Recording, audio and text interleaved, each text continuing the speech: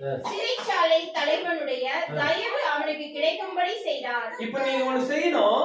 யோசேப்பு சிறைச்சாலையில இருக்கிறார், ஆனா கர்த்தர் அவனோடு இருந்தார்.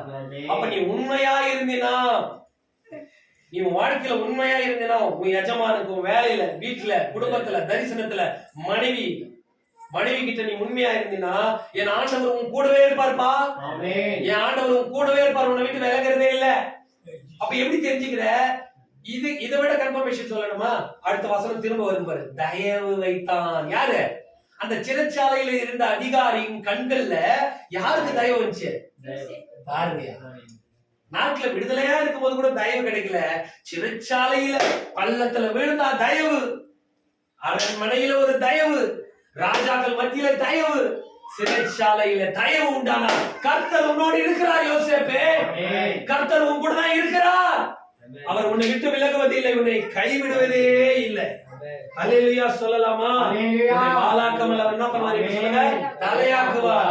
அவர் உன்னை கீழாக்காமல் என்ன பண்ண போறார்? மேலாக்குகிறார். அடுத்த வசனம் படிங்க.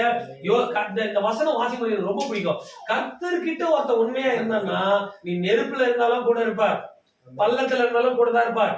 நெருப்புல மட்டும் இல்ல, சிறைச்சாலையில போட்டாங்களாலும் கூட தான் இருப்பார். மரணமோ ஜீவனோ வாழ்வோ சாவோ என் கர்த்தர் உன்னோடு கூட இருக்கிறார். யார் இல்லைன்னா என்ன? கர்த்தர் நல்லவர். அடுத்த வசனம் வாசிங்க.